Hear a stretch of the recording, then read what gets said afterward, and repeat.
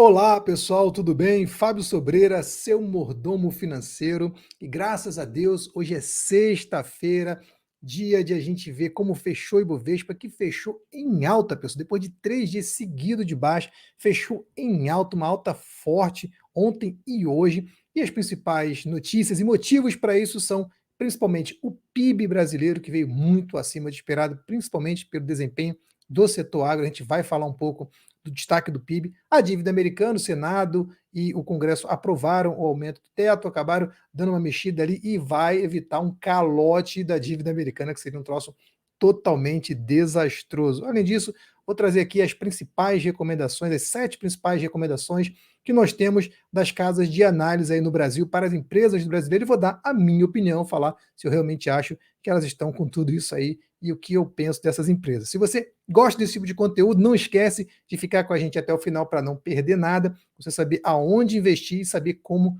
multiplicar seu patrimônio, multiplicar seu dinheiro com segurança, com tranquilidade e com análises sérias e profundas, pessoal. Vamos lá para o nosso gráfico aqui. Vou dar uma diminuída em mim e aumentar o gráfico. E aí a gente vê, olha, começou a semana igual a semana passada, começou com 3 quedas e aí 2 altas. Só que essa semana, 3 quedas fortes, até mais fortes, depois pegou impulso, pessoal. 2 altas aí muito legais, aí ontem 2%, hoje quase 2% de alta, o Ibovespa aí recuperando bem, fechando a semana, 1, 2, 3, 4, 5, 6 semanas seguidas de alta, pessoal. Muito bacana isso. Em questão de mês, tivemos abril uma alta, maio uma alta e agora começamos junho também com uma alta, também bem legal isso, o mercado aí se recuperando bem. Se a gente olhar o mapa de calor aqui ó, e pegar a semana inteira, fiquei esperando, a semana inteira quem subiu aqui, a Petrobras subiu bem, subiu 1,91, Petro 4 subiu 1,31, BTG Pactual B3 subiu 6,81, pessoal, olha que bacana, o setor financeiro aqui, ó, a maioria dos bancos tudo subindo. Nós temos aqui no setor de petróleo a Petrobras subindo, nos materiais não energéticos aqui, Vale subiu bem, foi a que mais subiu, 1,78, Vale que vem apanhando bastante aí nos últimos meses, hoje resolveu aí dar uma subida. Nossa queridona VEG, uma das melhores empresas da Bolsa aí, caindo 4,27, pessoal, caindo bem. Ambev também, um baita empresa legal, caindo, enquanto o BR Foods, que a gente já falou aqui, BRF, subindo 12,26. E a Natura que apanha bastante também, subindo ali 6,10, pessoal. Uma subida bem considerável aí. Enquanto isso, nós temos a Suzano subindo 3,99, Braskem subindo um pouquinho, e nós temos a Petz caindo 4,55. Olhando aqui diretamente, ó, também tivemos CVC, principal alta dessa semana, CVC e Azul, pessoal. Hoje o CVC está caindo, Azul subindo um pouquinho, mas só nessa semana o CVC subiu 20,47%, Azul 14%, Brazilian Foods, que a gente já falou aqui, a BRF subindo 12%, depois a MRV, Rail, nós temos a Zetec, nós temos a Gol aqui, temos a Cosan, que é a maior alta de hoje, se eu não me engano, é a Cosan, subindo bastante hoje. Via está caindo, não deveria estar caindo, nem Magalu, afinal de contas, as notícias para empresas de varejo de consumo são boas ainda, mas a gente tem principalmente as despesas, as empresas de viagem e turismo como principais altas da semana no nosso índice. E aí o mês está começando agora, o mês, por enquanto, a maior alta é da Cosan, e se a gente for olhar no ano, a maior alta é da Azul, seguida da Cirela, subindo 66, 52, IRB subindo 50 e Duco subindo 47%. Então temos aí algumas empresas subindo bastante, até que no nosso mapa de calor também a gente consegue ver, ó, tudo subindo, os últimos 30 dias aí, ó, subindo YouTube, subindo Petrobras, tudo subindo bastante coisa, o pessoal vale apanhando um pouquinho ainda, pessoal. Então, é um momento otimista da Bolsa, a gente espera que continue assim durante o mês, que as notícias continuem sendo boas para a gente poder comemorar. E o que está acontecendo? Primeiro, PIB brasileiro, o PIB do Brasil cresce 1,91 no primeiro trimestre, puxado por disparada da agropecuária, diz o IBGE. O resultado da agropecuária, a gente vai ver, teve um aumento de 21,6% só no período, a maior alta desde 1996, quase 30 anos. O produto interno bruto do Brasil cresceu 1,9% na comparação com os 3 meses imediatamente anteriores, ou seja, os últimos do ano passado, E em valores correntes, o PIB totalizou 2,6 trilhões no primeiro trimestre, nesse trimestre, pessoal. O resultado foi impulsionado principalmente pelo agropecuária, que teve uma alta de 21,6. Em relação ao mesmo trimestre, ou seja, a comparação com o mesmo período do ano passado, aí a coça é maior ainda, 4% de aumento. Enquanto isso, no acumulado dos 4 primeiros meses terminados em março, o aumento foi de 3,3. Então, bem legal aí o que aconteceu com o nosso PIB. Se a gente olhar aqui no mês a mês, a gente vai ver o seguinte, ó, pegando um a um aqui, ó, tem que dar uma diminuída aqui, senão o negócio não cabe. Ó, aqui, ó. Então veja, ó, isso aqui é o primeiro trimestre de 2018, o segundo trimestre 2019, 2020. 2020, pandemia, 2 trimestres de queda gigantesca, depois 2 de alta gigantesca recuperando ali, e aí depois a gente vem com alguma maioria alta, e aí tivemos o último de baixa, o quarto trimestre, e agora uma alta bem legal aí antes desse período aqui, ó, nós só tivemos logo depois da pandemia com uma alta tão significativa de 1,9, o que é bem legal, pessoal. O que é o PIB? Né? O PIB é a soma de todos os bens e serviços produzidos no país e é o principal indicador utilizado para medir a evolução da economia. Como é que ele é calculado? Vou pegar aqui, não vou entrar como é que ele é calculado, mas vou entrar aqui nos principais destaques. Agropecuária, 21,6. Serviços subiu muito pouquinho, indústria teve até uma baixa, consumo das famílias e tal. Então você vê que, no geral, quem levantou isso foram as importações, que é uma soma que a gente faz no PIB, e os investimentos, que é o investimento que a gente tem que o Brasil está fazendo, esse teve uma baixa, o que não é muito bom. Então, o Brasil precisa investir mais, mas tem que investir mais de forma cautelosa e cuidadosa. Outra notícia que mexeu bastante com os mercados, lá fora e aqui dentro, porque tudo que acontece nos Estados Unidos é óbvio, influencia para a gente aqui, porque nós somos pequenininhos perto deles, em termos de economia. O teto da dívida dos Estados Unidos finalmente foi aprovado. O Senado aprova acordo bipartidário às pressas para evitar o default. Para quem não sabe, default é o calotão. O Senado dos Estados Unidos concluiu nessa quinta-feira, ontem à noite, na calada da noite, o acordo bipartidário do aumento do teto da dívida dos Estados Unidos e do corte dos gastos orçamentários. Contando com o apoio tanto dos democratas quanto dos republicanos, afinal de contas, ninguém queria que a economia sofresse um colapso, o documento agora é encaminhado para o presidente Joe Biden, que é óbvio, vai aprovar. A expectativa é que o projeto se torne lei antes da segunda-feira agora é dia 5, data em que o Departamento do Tesouro americano estimava que o governo ficaria sem recursos para honrar. O cara aprovaram aos 47 do segundo tempo. O alívio para Biden, né? A aprovação de suspensão do teto anti do default, a aprovação do texto ocorreu no final da quinta-feira, com 63 votos a favor, 36 queria ver o circo pegar fogo, pessoal. O pacote foi resultado de um longo processo de negociações entre Biden e a Câmara, o presidente da Câmara, o republicano Kevin McCarthy.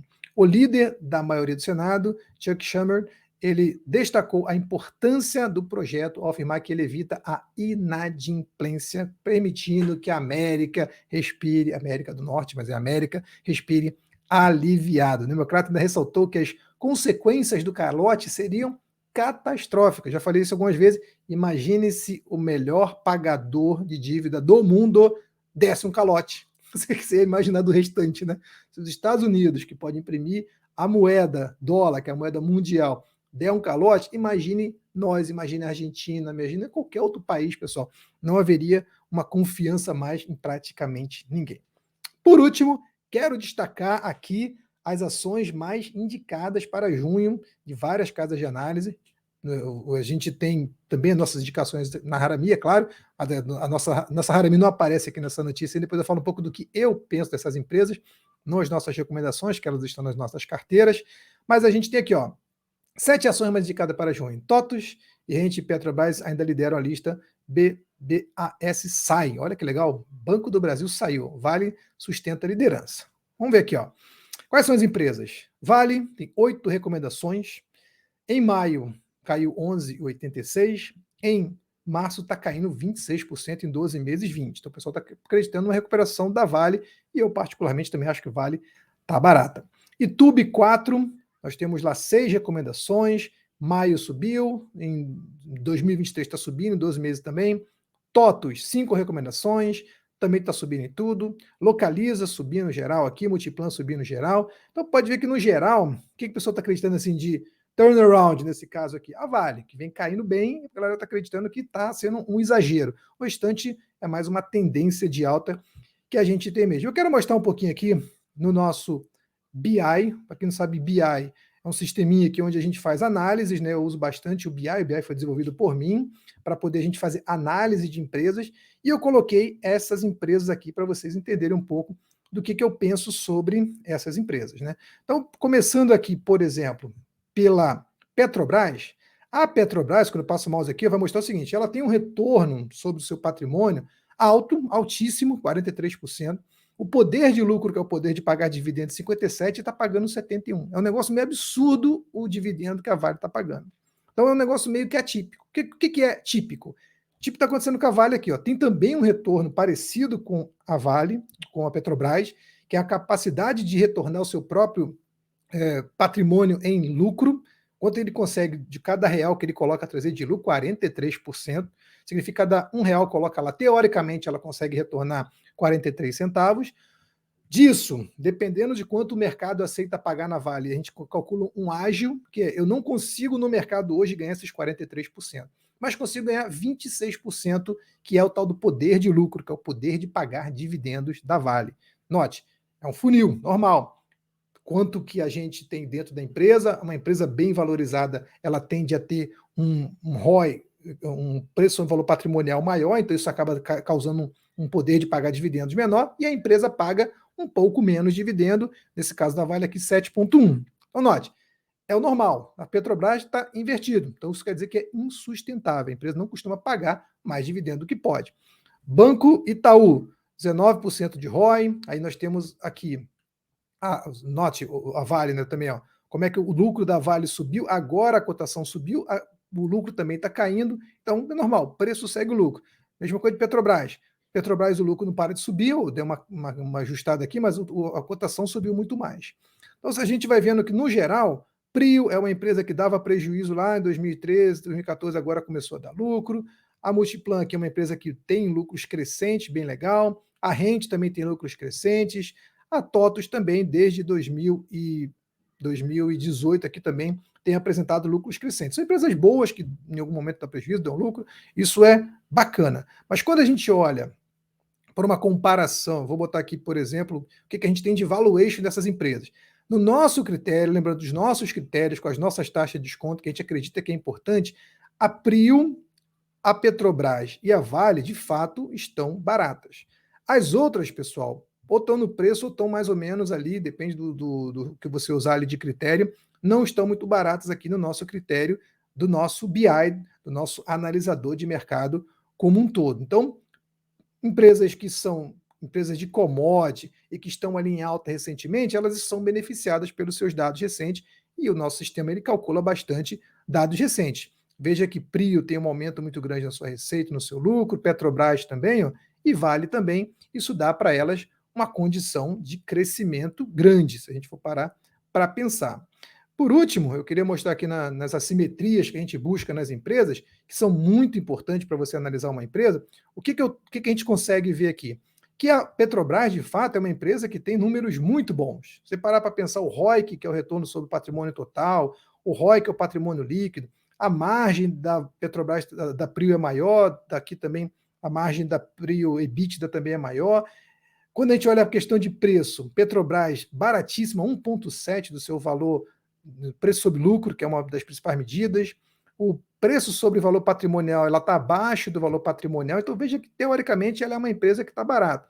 Quando a gente olha aqui, ó, eu estou procurando no gráfico saber o que eu tenho de cotação e o que eu tenho de lucro da empresa. A empresa tem que aumentar o seu lucro e diminuir a cotação, ou seja, ir mais para a direita aqui e ir mais para baixo aqui, ou seja, mais barato. E veja aqui, a Petrobras, ela diminuiu o lucro, aumentou o preço. A Vale, de 2022 para 2023, diminuiu o preço, diminuiu o lucro. Então, isso é bom porque está mais barato e tem motivo. A Prio, praticamente a mesma coisa. O Banco Itaú aumentou os dois, o que é bom, aumentou o preço, mas aumentou o lucro. A TOTUS também. A Rente já ficou, note, ela ficou mais cara, ela subiu aqui e ficou mais para a esquerda, com menos lucro. Então, a Localiza não está com números bons e atrativos, e a Multiplan mais ou menos. Note então que a gente tem aqui análises rápidas e fundamentalistas que me comprovam que eu posso sim ter algumas empresas hoje sendo beneficiadas. Não quer dizer que elas são as melhores empresas do mercado para comprar, mas são sim as empresas recomendadas. Eu, particularmente, tenho um pouco mais de receio com as empresas de commodities, principalmente Petrobras, não por causa dos números. Se você botar em termos de número, Petrobras é fantástica hoje, o número que ela consegue oferecer, assim como Vale, assim como Prio, são empresas de fato fantásticas. Mas olhando para a questão fundamentalista, não somente olhando os números, eu prefiro empresas, por exemplo, como a nosso querido YouTube, Itaú, que tem um lucro crescente, que gera caixa, que faz tudo aquilo que a gente gosta de ver numa empresa, é uma empresa rentável e que tem ali, pelo menos por alguns modelos, um preço mais atrativo, por outros modelos um preço menos atrativo, depende daquilo que você olha. Quando eu olho pelo fluxo de caixa não está tão bom, mas quando eu olho por alguns modelos tipo Graham, ela está num preço bom. Então, tudo aquilo que a gente está olhando aqui é suposições, a gente chama de factor invest, que é olhar números, não olhar somente os fundamentos e escolher empresas. Estou pegando aqui para vocês as empresas que estão sendo recomendadas. E se você gosta desse tipo de conteúdo, se você gostou, não esquece de curtir, de compartilhar e dizer para mim se você gosta dessas empresas, se você está investindo nessas empresas e o que você acha que vai acontecer com a bolsa na próxima semana. Afinal de contas, já são 6 semanas seguidas, o que é muito bom. Espero vocês no próximo vídeo nosso aqui no canal do Seu Mordomo Financeiro, pessoal. Até mais.